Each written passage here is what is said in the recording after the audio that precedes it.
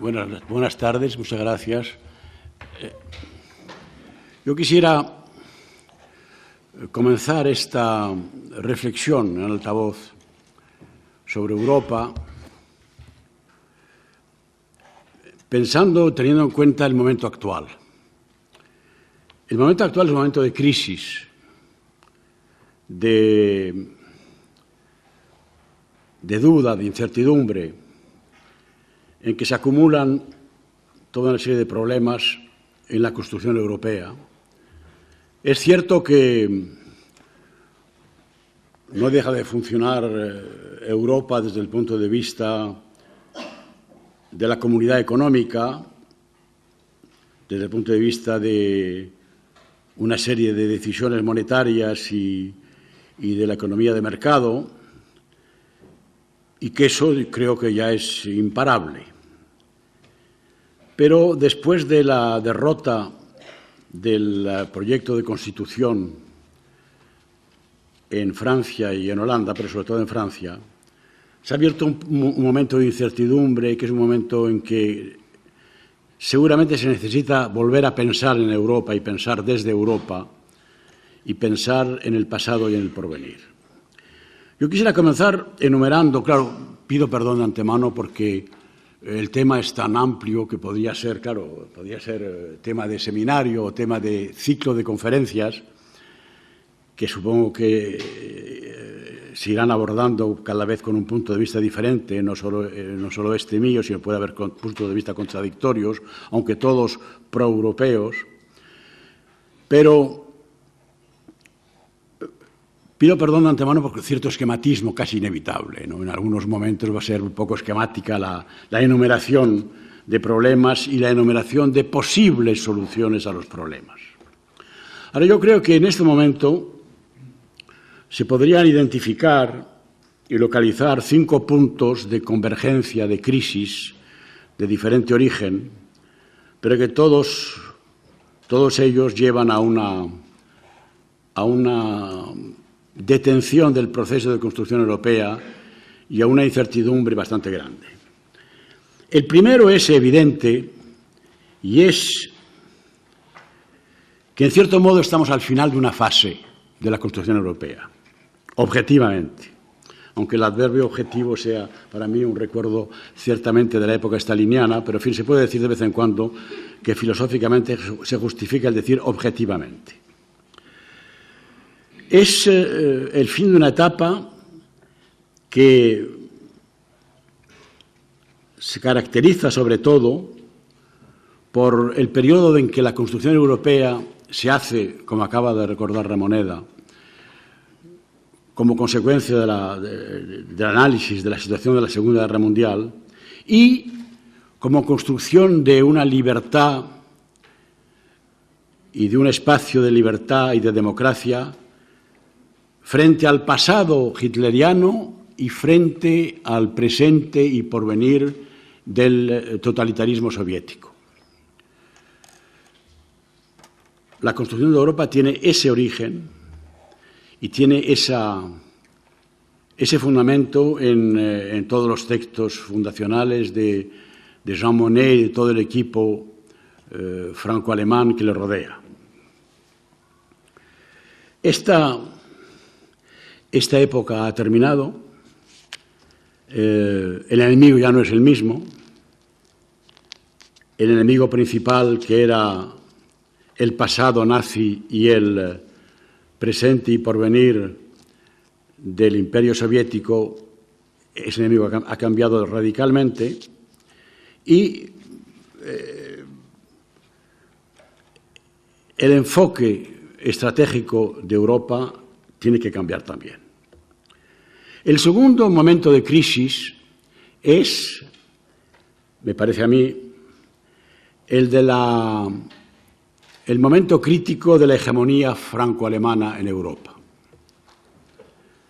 En relación con lo que acabo de decir, es evidente que la reconciliación franco-alemana fue el punto principal y el triunfo principal, si hacemos referencia a un juego de cartas, el triunfo principal de la construcción europea. Y esa reconciliación, que hoy parece una cosa sencilla, evidente, que ya nadie podría en duda, si remontamos por la imaginación, o los que tenemos edad por la memoria, a aquella época, no era tan evidente. Después de un siglo de guerras franco-alemanas, no era tan evidente que se produjera con esa contundencia y con esa relativa rapidez una reconciliación franco-alemana. Y diremos de paso, que, subrayándolo, que esa reconciliación no tenía un signo político homogéneo, evidente. Se ha hecho, y tal vez incluso de forma aparentemente paradójica, se ha hecho más fácilmente cuando había diferencias políticas entre canciller alemán y presidente de la República o primer ministro francés, entre Kohl y Mitterrand, entre Schmitt y Giscard, y más difícil cuando es, por ejemplo, como ahora, la derecha la que habla con la derecha, en los dos países. Ha sido más fácil la colaboración entre Schröder y Chirac que entre Chirac y Merkel. Pero, en fin, eso es otro problema un poco marginal. Esa reconciliación es fundamental, ha sido fundamental. Pero estamos en un momento de crisis. ¿De crisis por qué? Porque, para hacer una metáfora un poco trivial, Europa no vive ya en el régimen de la familia monoparental, sino de la familia, como se dice, recompuesta, donde no es como diría Goytisolo, la parejita reproductora franco-alemana la que domina la situación. Es muy diferente de la situación de hoy, es muy diferente. Y esa crisis de la hegemonía franco-alemana es una crisis normal, lógica, que tiene que ser sustituida y que lo es objetivamente de vez en cuando, en algunos momentos, por una ampliación a otros países del sur y del este del núcleo decisorio de Europa. Pero eso tiene sus consecuencias, es evidente que eso todavía repercute y que la falta de entendimiento o incluso la contradicción que puede existir entre Francia y Alemania repercute en todo el trabajo de construcción europea. El tercer punto es el punto de la crisis de la mundialización. La crisis de la mundialización ya, y la mundialización en sí, la influencia que tiene en Europa el proceso imparable de la mundialización. Claro, también voy a ser esquemático, pido perdón de antemano, pero lo que yo quisiera subrayar es que la política anti- o altermundialista se presenta como una política de izquierdas o como una alternativa de izquierdas a un proceso capitalista, neoliberal, etcétera. Pero claro, esa no es la tradición de la izquierda marxista. La tradición de la izquierda marxista es el deseo y el apoyo de la mundialización. Cuando digo marxista, digo hablando de Marx, no de los epígonos.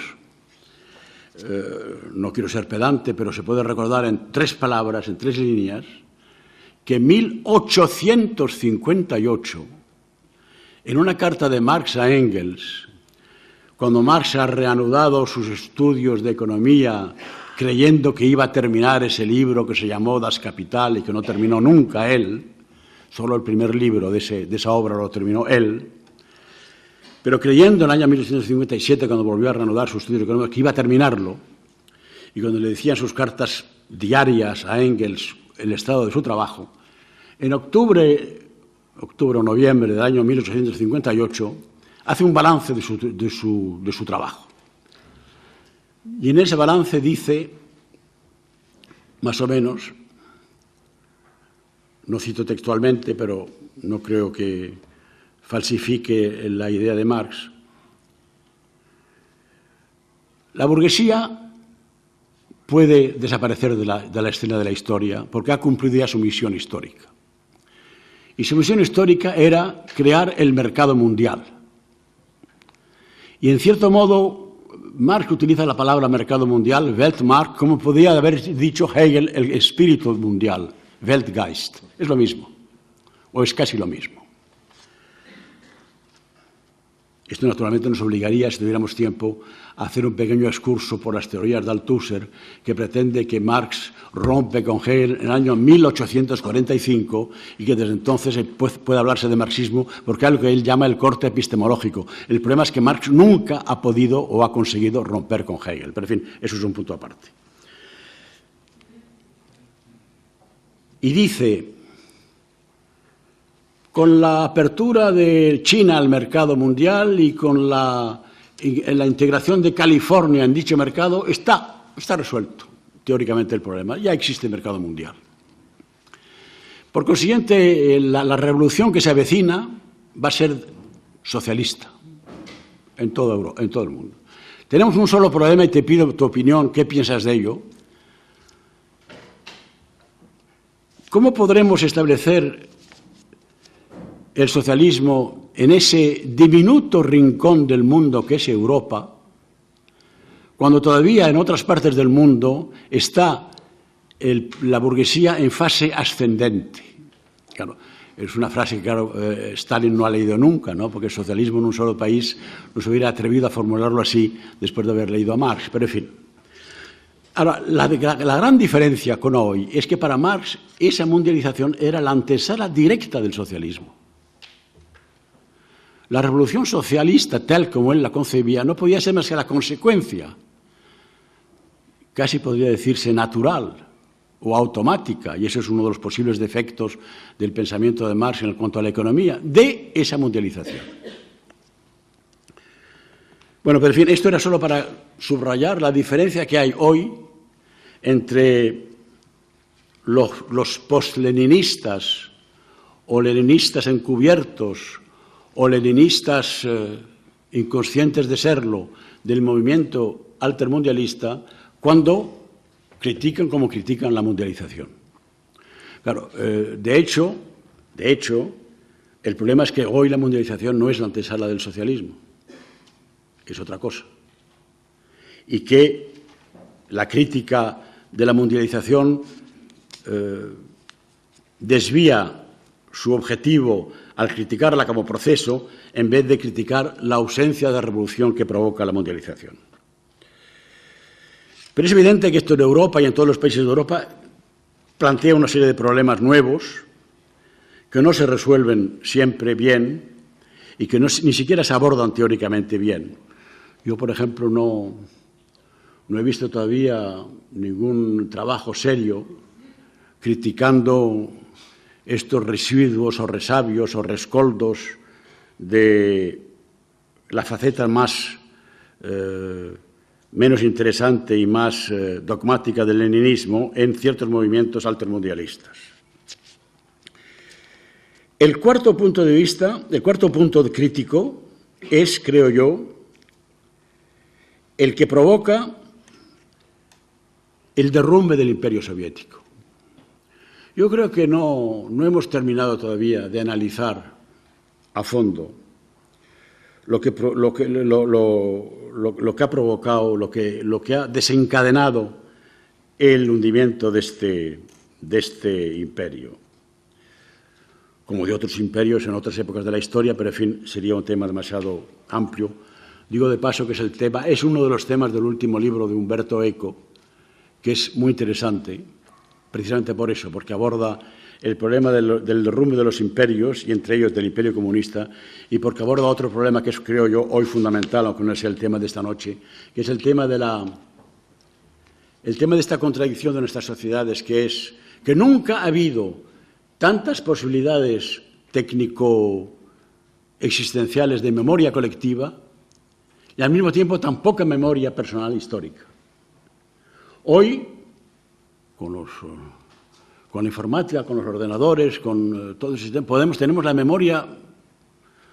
Había un documental de Alain René sobre la Biblioteca Nacional de Francia que se llamaba Toute la mémoire du monde, toda la memoria del mundo. Claro, estaba en los libros. Hoy está en todo el complejo aparato informático.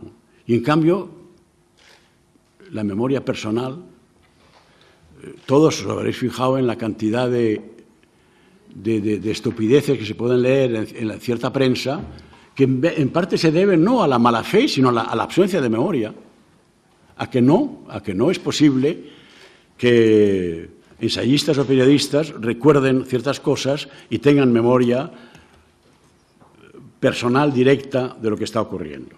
Bueno, este es otro de los grandes temas del libro de Eco, que también analiza el problema de los imperios.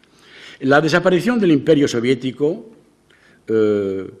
tiene consecuencias extraordinariamente positivas, eso no voy a negarlo, y yo soy quizá uno de los que mejor, por experiencia propia, ha podido seguir de cerca lo positivo de este derrumbe y lo que ha desencadenado en el mundo. Pero también tiene sus consecuencias negativas, porque vamos a preguntarnos, ¿sería el terrorismo lo que es hoy si existiera todavía la organización que era la KGB?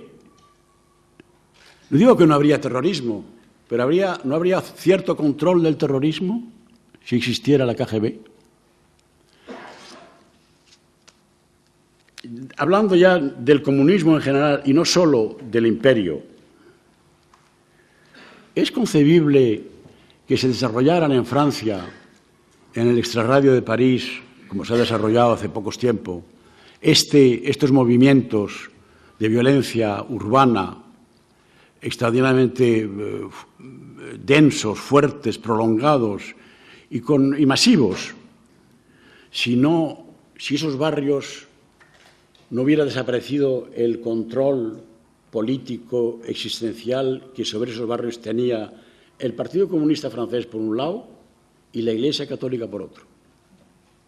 El cambio fundamental que hay con la desaparición del Partido Comunista y con todo lo que se puede decir en contra de él, no voy a ser el que menos diga, ese control y esa esperanza que podía dar la existencia de ese Partido Comunista a la juventud obrera de esos barrios, por un lado, y por otro lado el hecho de que esa emigración de entonces, portuguesa, española, polaca, tenía el otro control de la Iglesia Católica, que mitigaba, que atenuaba ciertos conflictos o que los orientaba de cierta forma. La ausencia del Partido Comunista y el cambio radical de cultura de las masas urbanas juveniles del extrarradio de París es uno de los fenómenos, uno de los factores que atizan y que han atizado la violencia en estas enormes manifestaciones violentas que ha habido. Y por último, pero quizá sea lo principal, como en la frase inglesa, por último, la crisis particular de Francia. Porque no es casual que el referéndum de la Constitución, independientemente de que todos los errores que ha habido en el planteamiento de la Constitución o del proyecto de Constitución, independientemente del error táctico que fue el incluir esa tercera parte sobre la cual se centró, por lo menos en Francia, toda la discusión, esa tercera parte del proyecto sometido a voto, se centró toda la discusión cuando no que había que discutirlo, porque era una parte en que se enumeraban solamente lo ya decidido. Eso no estaba... Ganara el sí o ganara el no, eso no se movía, eso no cambiaba. Eso era un mero resumen de todo lo que había ido articulándose en el funcionamiento de la Comisión Europea y de la Comunidad Europea y luego Unión Europea desde el punto de vista económico-social.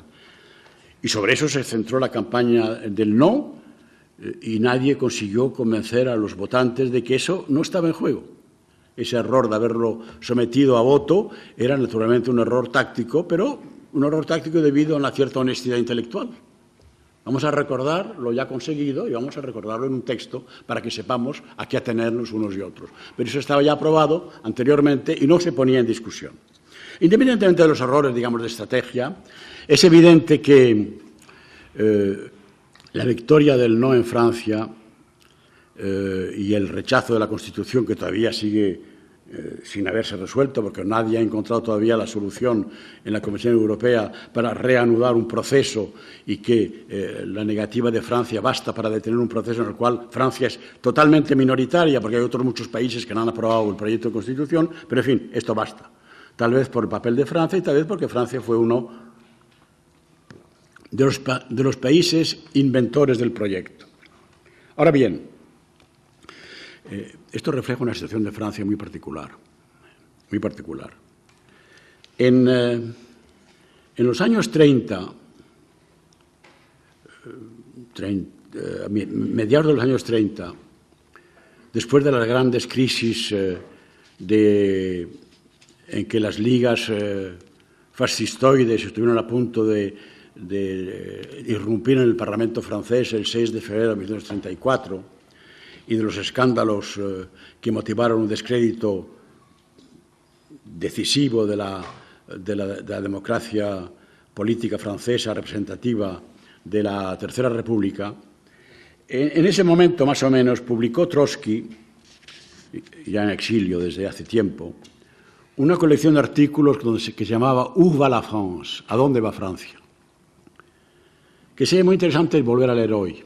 Porque, claro, son artículos totalmente fechados, totalmente relacionados con la situación de Francia en aquel momento, pero donde hay algunos temas de análisis que son todavía válidos y otros temas que no son nada válidos, pero que son interesantes.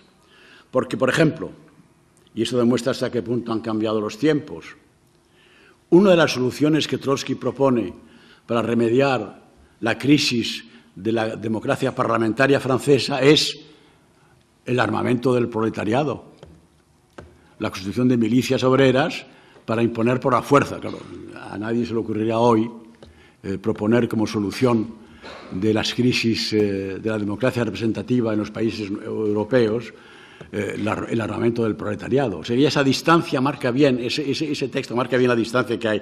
Pero hay otros temas que son realmente interesantes. Por ejemplo, la crítica del bonapartismo francés. El bonapartismo francés es un tema de Marx, que en los diferentes libros en que analiza desde la Comuna de París, la lucha de clases en Francia, etcétera, etcétera, ha elaborado el concepto de bonapartismo como solución provisional de la sociedad burguesa a la crisis interna. El bonapartismo en Francia se traduce en épocas diferentes, de diferentes maneras, pero siempre con un cierto líder carismático, con un cierto populismo, hay una serie de constantes en lo que llama esta corriente del pensamiento marxista el bonapartismo francés. Claro, hoy Trotsky identificaría perfectamente el bonapartista francés, que es Nicolas Sarkozy, es evidente. Nicolas Sarkozy encarna hoy, a su modo y en un contexto radicalmente diferente del de los años 30, no hay que olvidarlo, lo que es la tradición del bonapartismo francés. Lo encarna perfectamente bien.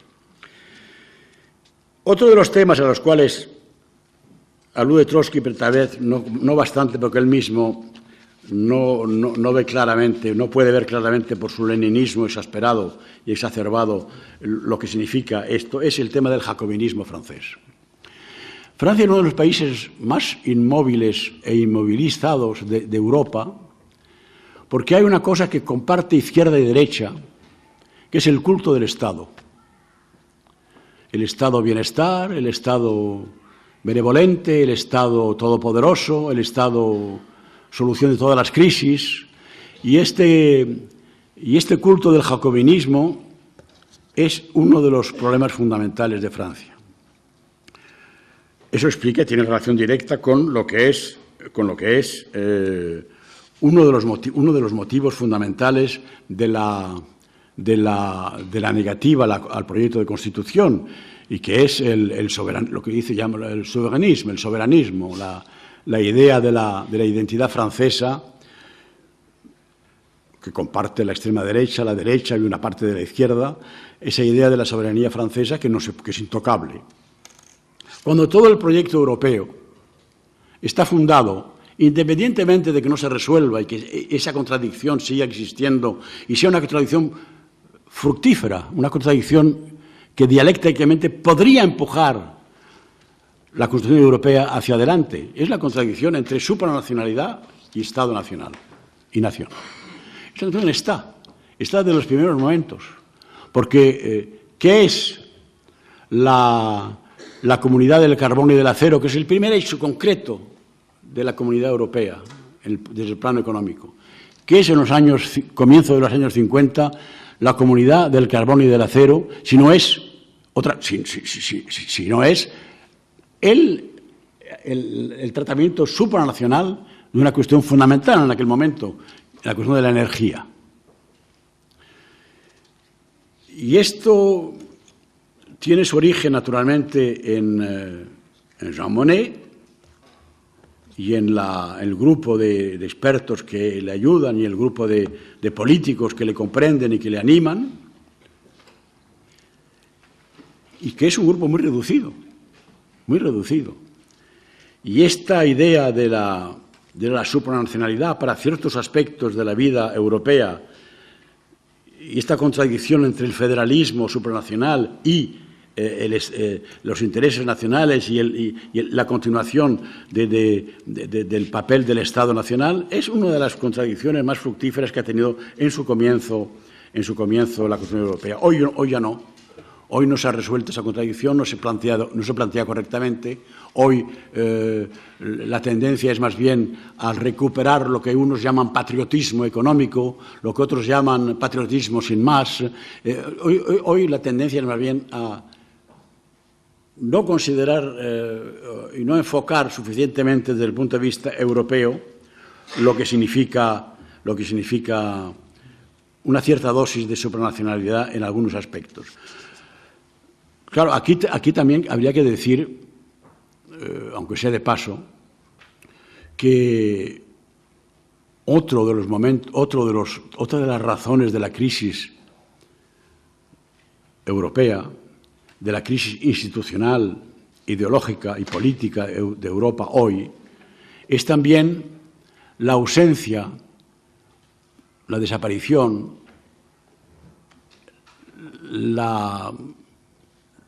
lo difícil que es encontrar hoy líderes europeos como los que tuvo Europa en la primera fase de su construcción. De signo político muy diferente. Antes he mencionado a Helmut Kohl y a Mitterrand,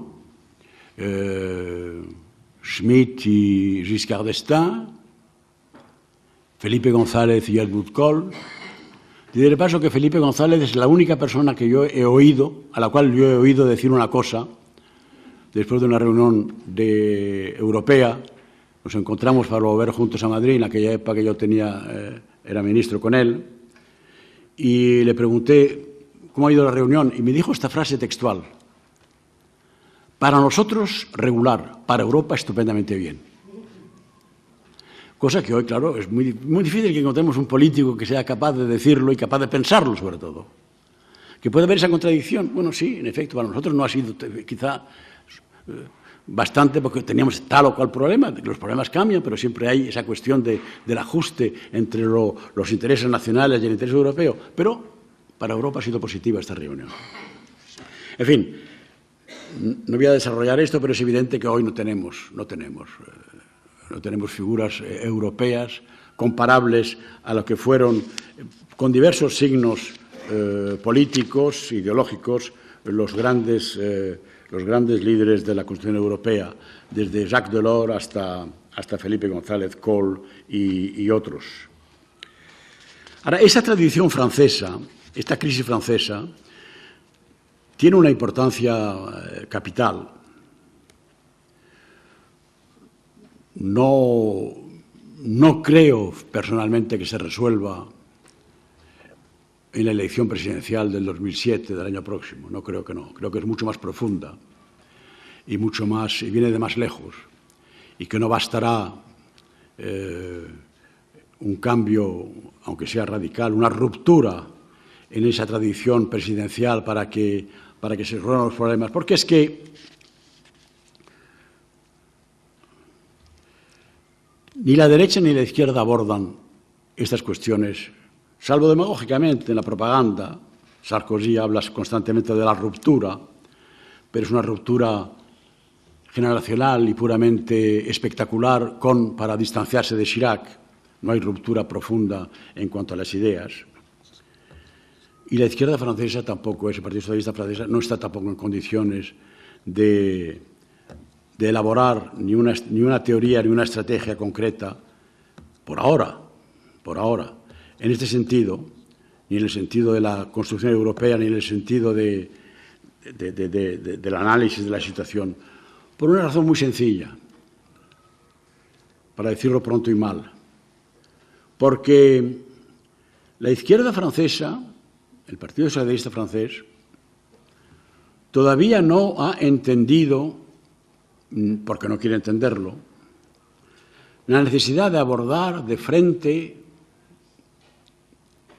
de llano, plenamente, el problema de la economía de mercado. Los socialdemócratas alemanes tienen un congreso, del famoso congreso de Bad Godesberg, en el cual abandonan toda una serie de postulados del marxismo no leninista tradicional y fundan su estrategia económica en el reformismo y en la economía social de mercado. Es la formulación. La socialdemocracia española tiene la suerte, lo digo en broma, tiene la suerte de tener obligatoriamente que desmantelar el capitalismo de Estado franquista. Y al desmantelar el capitalismo de Estado franquista, tiene la suerte de reinventar la necesidad de apoyarse en la economía de mercado. Independientemente del congreso en el que Felipe González consigue eliminar de los postulados del partido del PSOE la referencia al marxismo revolucionario, fundamentalmente en la práctica y en la teoría y en la concepción del mundo del socialismo español moderno, después de la dictadura de Franco, existe eso, lo que se ha aprendido en la lucha para desmantelar el capitalismo de Estado franquista y para poner en movimiento los mecanismos de la economía de mercado para relanzar la economía y, por consiguiente, para lanzar la posibilidad de redistribución de la renta y de redistribución social. Francia no tiene ni lo uno ni lo otro. Francia no ha tenido, la socialdemocracia francesa, no ha tenido ni la oportunidad de un congreso en que se analice de verdad lo que significa esto, ni la necesidad de un reajuste, de un ajuste con una realidad. ¿Ha tenido? No digo que no haya tenido la posibilidad política, sí la ha tenido porque ha estado en el poder durante cierto tiempo, pero no ha tenido la necesidad interior de hacerlo. Con lo cual,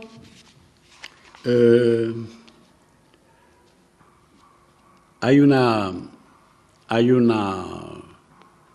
impresión a veces dolorosa, a veces irónicamente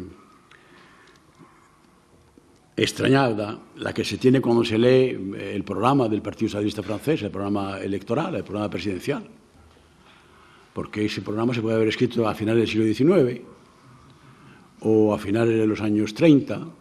En lo esencial, parece que el mundo no ha cambiado. En lo esencial, el recurso es siempre nacionalización y estatalización, cuando precisamente el problema de la economía francesa es cómo salir sin sacrificar los intereses de, no sé si ya se puede decir las clases trabajadoras, pero de los trabajadores, cómo se puede salir de ese inmovilismo estatalista y nacional. Pero, en fin, esto tiene una consecuencia directa sobre la concepción de Europa. Yo realmente no veo hoy en Francia salida inmediata de esta situación. Las últimas elecciones presidenciales, bueno, hubo cosas que llamaron la atención, que el candidato socialista desapareciera antes de la segunda vuelta, que el candidato de la extrema derecha xenófoba y fascistoide, no vamos a ser más vamos a ser poco exigentes con el concepto porque fascistoide no está muy claro, pero en fin, Le Pen llegar a la última vuelta, eso es lo que se ha destacado. Pero lo más trágico de toda la campaña no fue eso, aunque eso fue el resultado trágico.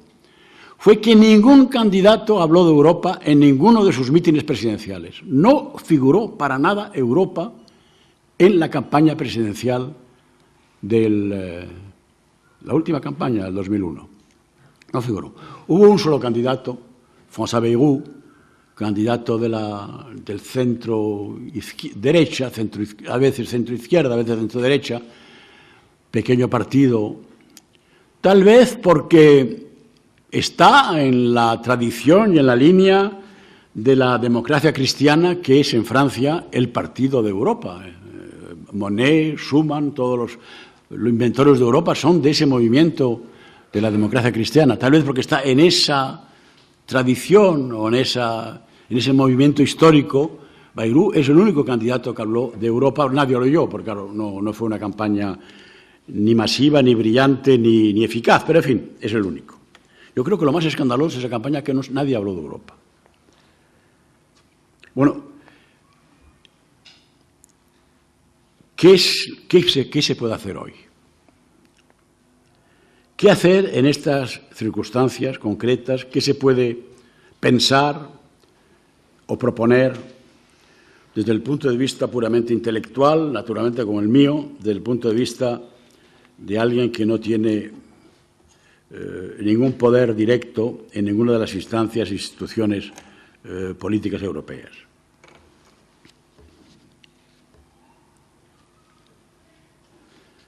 Yo creo que en este momento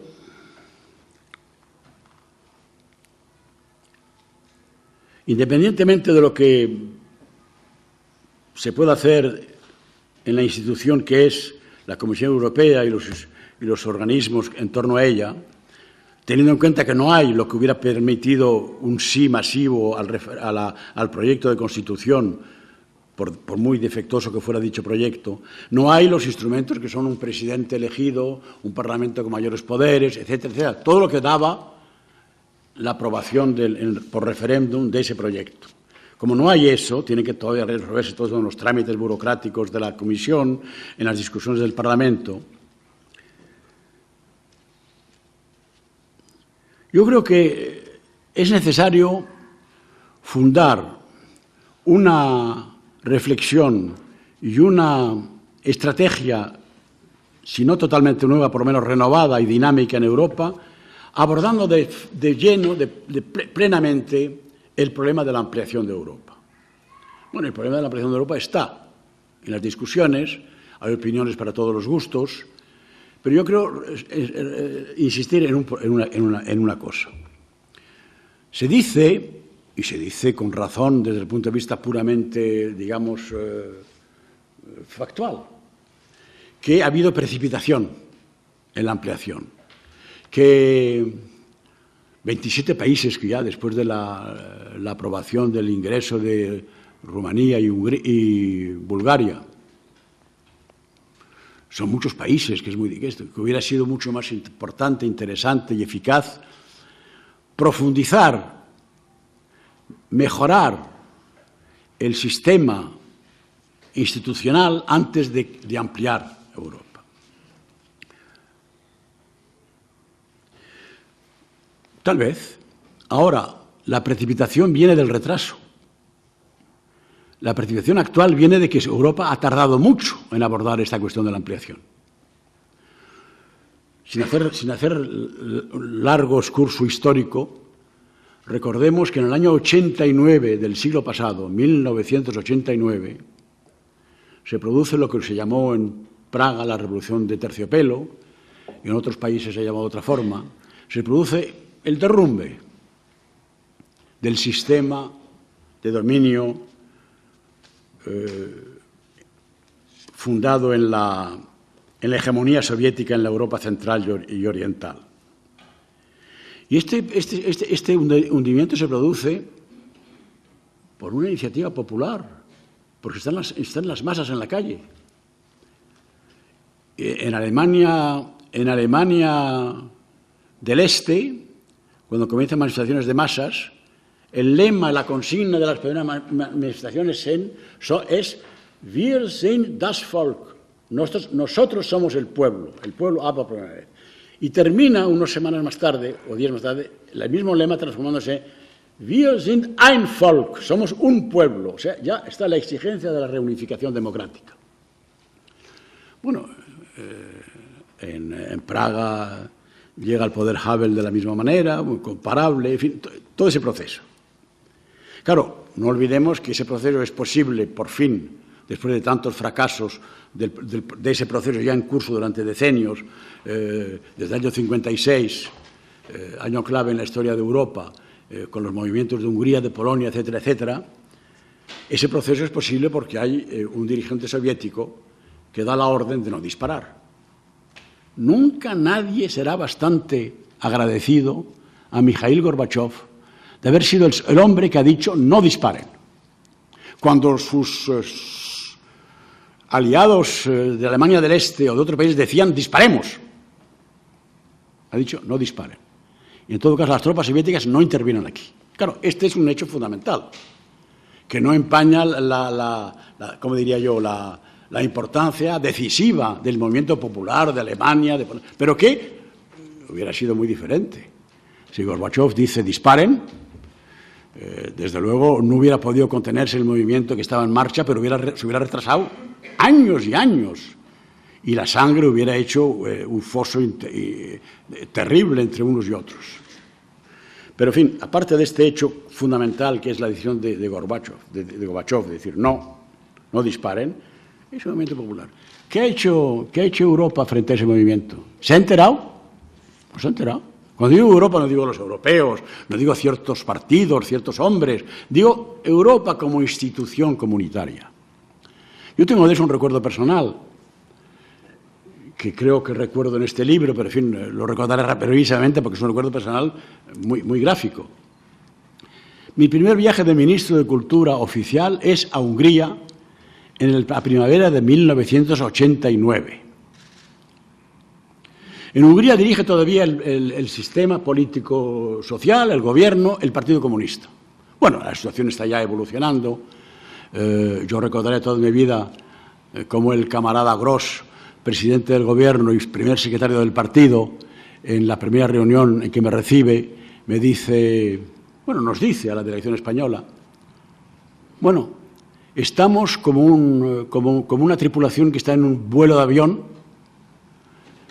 que va hacia cierto aeropuerto y de repente se corta la comunicación por radio y se apagan las luces del aeropuerto. No tenemos comunicación por radio, no vemos luces del aeropuerto. ¿Cómo aterrizamos? Bueno, eso era el dirigente comunista de Hungría en la primavera de 1989. Para hacerlo rápidamente, al volver de ese viaje, y después de haber tomado contacto con los representantes de la oposición democrática, algunos de los cuales hoy gobiernan, y otros no, porque son escritores que no han intervenido en política más que indirectamente, como John R. Conrad, por ejemplo, o que han terminado siendo premios Nobel de literatura, como Imre Kertész, propongo a Felipe González hacer que me apoye para proponer. España presidía la Comisión Europea en aquel momento. España la presidía. Como presidente del Consejo de Ministros de Cultura, hacer una reunión invitando a un delegado, al ministro de Cultura de Hungría y a un delegado de la oposición democrática húngara, y lo mismo con Polonia, ministro de Cultura y delegado. Hungría y Polonia aceptan la idea de enviar al ministro y al delegado de la oposición. En Polonia más o menos era de Solidarność, como es lógico, y en Hungría era precisamente este escritor György Konrád. Lo aceptan porque saben muy bien que sus días o sus meses están contados y que hay que preparar la transición democrática en las mejores condiciones posibles, evitando un enfrentamiento de guerra civil. ¿Pero quién se opone a esa propuesta? La Comisión Europea. La Comisión Europea me dice a mí, pero usted está loco. No me dice así, claro, pero en fin, el sentido es ese. ¿Pero usted qué piensa? Invitar a estos países, si no son europeos. ¿Cómo no son europeos? Europa, Hungría no está en Europa, Polonia no está en Europa. No es Europa. Está fuera de Europa porque ha habido el totalitarismo soviético, pero está en Europa. Bueno, la discusión se hace bizantina y se termina aceptando que vengan con dos condiciones. Una, que no se reúnan en la sala habitual de las reuniones de la Comisión Europea en Bruselas, para no contaminarla, sin duda, sino en una sala especial. Y segunda, que no se reúnan con los 12 ministros, Europa en aquel momento éramos 12, ahora somos 25, sino con una troika, o sea, con los 3 ministros, el que está presidiendo, el que ha presidido antes y el que va a presidir. Esa troika que es presente, pasado y porvenir, solo con esos 3. Bueno, aceptamos, se hace la reunión. Y hablamos con los polacos y con los húngaros, pero eso no tiene ninguna consecuencia, no sé ni siquiera si hay rastro en los archivos de Bruselas. Bueno, ese es un dato absolutamente mínimo, sin importancia, solo lo tiene personalmente en mi memoria, pero en fin, es un dato objetivo. No interesa a Europa institucional el abrirse a esos países, el tener contacto y tal. Entonces, luego viene la precipitación, porque hay muchísimo retraso. Es evidente que esos países no podían, al año 89, ingresar en Europa desde el punto de vista económico. No había las condiciones. Las condiciones del ingreso en Europa, en cuanto a economía de mercado, en cuanto a déficit público, no las cumplían. Podía haberse inventado una fórmula de asociación política para ir generando una visión europeísta en esos países, sin poner en peligro el equilibrio monetario económico de la Europa de los 12, que luego fueron rápidamente 15. Podía haberse inventado. Nadie quiso inventar nada. Hoy estamos ante una situación totalmente diferente, pero comparable. Hoy la versión mayoritaria es vamos demasiado deprisa y enseguida topamos con Turquía.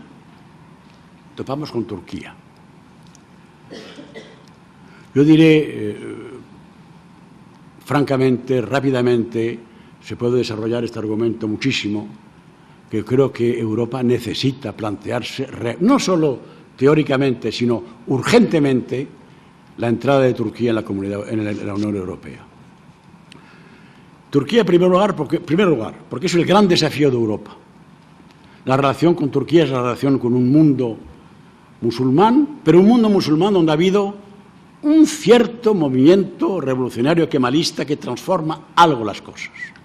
Se pueden enumerar todos los problemas que tiene Turquía en relación con el código central, que es el código de la razón democrática, que no solo es el código económico, que es el código por el cual un país puede ser europeo, desde el punto de vista de la institución.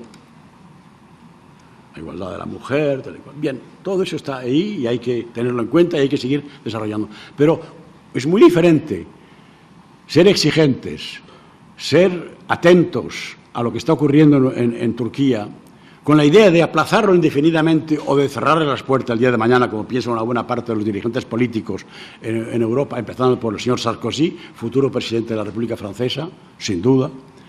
Es muy diferente eso a tener la idea de que tiene que estar, pero que hay que hacerlo bien. Yo voy a daros un ejemplo. Perdón si molesto a alguien en esta sala. Igualdad del hombre y la mujer. Estoy convencido de que si hacemos un análisis estadístico a fondo, a pesar de que en efecto la mujer en Turquía no tiene los derechos de igualdad que tiene la mujer en España, hay más violencia doméstica en España que en Turquía. Mucho más. Y a nadie se le ocurre que España puede estar en entredicho en la Comunidad Europea por la violencia doméstica. A nadie se le ocurre. Y claro, sería absurdo que se le ocurriera. Pero estoy convencido de que un análisis refinado de lo que significa de verdad la violencia doméstica en España dice hay más violencia hoy en España que en Turquía. Es un solo ejemplo. Y luego tenemos ese gran problema del Islam. Y tenemos un país con el cual se puede dialogar, en que el hecho ya de la perspectiva europea, aunque solo sea la perspectiva europea, hace que los escritores comiencen a ser libres y que el extraordinario escritor que es Omar Palouk y que la escritora que hoy ya los procesos se han acabado, los juicios se han sobreseído. Y no porque les guste, porque quieran ser, o porque todos están convencidos de que ya la libertad de expresión es total, no, sino porque la perspectiva europea ya frena ciertas actividades y ciertas posibilidades. Las frena.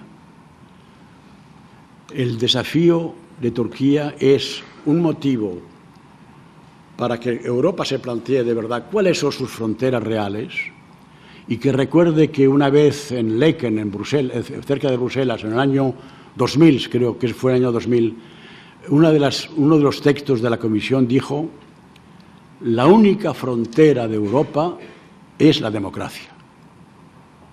Donde hay democracia se puede estar en Europa, y donde no hay, no está en Europa. Y yo creo que ese desafío de Turquía es uno de los momentos en que se puede aglutinar toda una serie de cosas de lucha contra el soberanismo y contra el nacionalismo en diferentes países, de ajustar las posiciones europeas en torno a la cuestión del islamismo, para no ir de un extremo a otro y de una concesión a una intolerancia sin rumbo común europeo.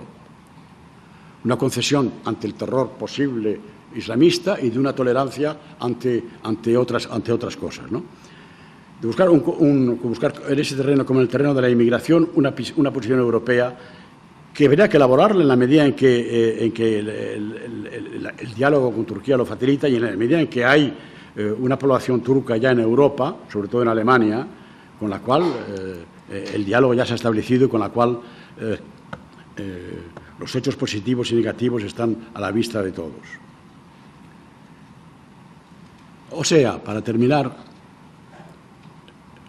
esta intervención, en este punto por lo menos, yo creo que hoy Europa necesita plantearse, sobre la base misma de la ampliación, los nuevos problemas del objetivo actual, que ya no es el de la seguridad, el de la paz, como era antes, sino el de la expansión de la idea de Europa, que obliga a volver sobre las raíces de Europa, sobre los problemas de su formación cultural, sobre los problemas de la diversidad necesaria de Europa, que tiene que ser culturalmente mantenida a toda costa, y al mismo tiempo de la unidad de Europa fundada en un código, en un zócalo de valores democráticos que no se puedan discutir.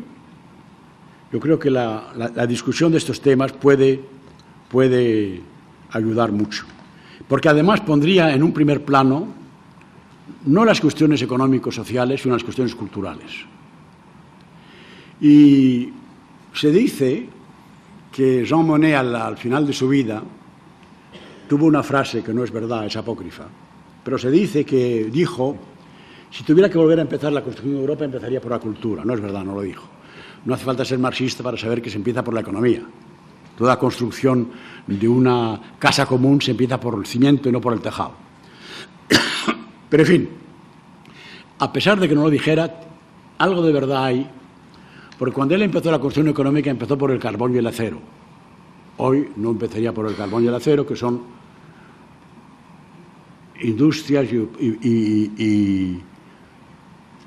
en gran parte obsoletas. Empezaría por otros problemas energéticos y empezaría por las tecnologías más adelantadas.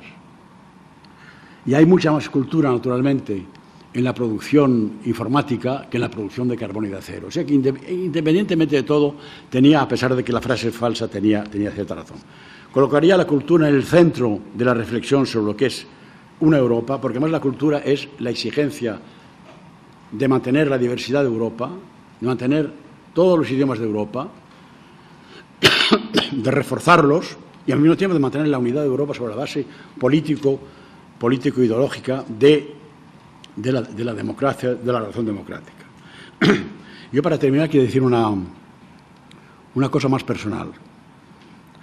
En este libro al cual ha aludido Ramoneda hace un momento, que él ha prologado, en este libro, naturalmente, son todas las intervenciones sobre Europa y a partir de Europa, desde el año 86 hasta el año 2005, en la mayor parte de los casos, por no decir en todos, casi totalmente, son intervenciones hechas en Alemania, y en alemán, aunque la primera redacción del texto fuese en español o en francés, casi siempre en español, pero pronunciadas en alemán. Ese libro puede considerarse como se quiera. Yo quisiera considerarlo yo mismo como un testimonio indirecto del camino que lleva del leninismo a una concepción democrática europeísta. Hemos sido leninistas, ¿verdad? Hemos sido leninistas a sabiendas de lo que era, a veces a sabiendas de los defectos y de los errores del leninismo, pero en fin, hemos sido leninistas. No hay nada más antieuropeo que el leninismo. Nada. Yo creo que los últimos 2 años de la vida de Lenin, se leen sus obras completas, que de vez en cuando conviene leerlas, de vez en cuando, para ver la distancia que nos separa de nosotros mismos, por un lado, y de la historia del pasado, por otro. No hay nada más permanente que el tema anti-europeo en los últimos textos de los últimos años de Lenin. Anti-europeo se formula entonces contra los Estados Unidos de Europa, que es como se formulaba la idea europea en aquel momento, Estados Unidos de Europa. Contra. La ruptura con el leninismo comienza, en fin, para mí, comienza en la batalla con Fernando Claudín y con Francesc Vicens por modificar la estrategia, el pensamiento y la táctica, la concepción del mundo del Partido Comunista de España. Bueno, batalla en la que fuimos derrotados estrepitosamente, no volvemos sobre ese tema, pero ahí comienza la ruptura con el leninismo, que es una ruptura que no es con el marxismo, que es con el leninismo. Yo creo que, si hubiera tiempo, marcar las diferencias que hay entre marxismo de Marx y leninismo es fundamental. Hoy no son postmarxistas o marxistas los altermundialistas, son postleninistas. Es muy diferente. El marxismo es una teoría de la clase, el leninismo es una teoría del partido. Hasta tal punto de que la última frase del manifiesto comunista termina diciendo que los comunistas no necesitan un partido aparte, separado de la sociedad. No necesitan. El leninismo es exactamente lo contrario.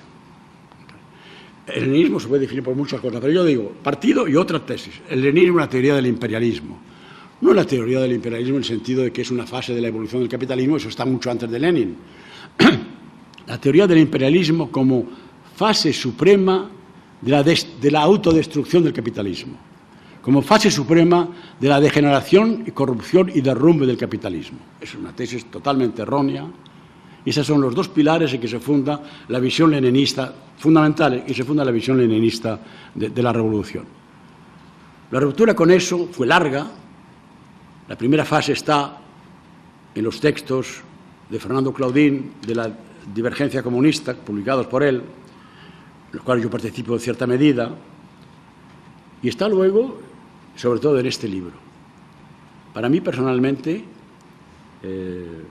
con eso quiero terminar, este es, independientemente del interés que pueda tener o no, eso lo dirán los lectores, sobre la cuestión europea, es, desde el año 86 hasta el 2005,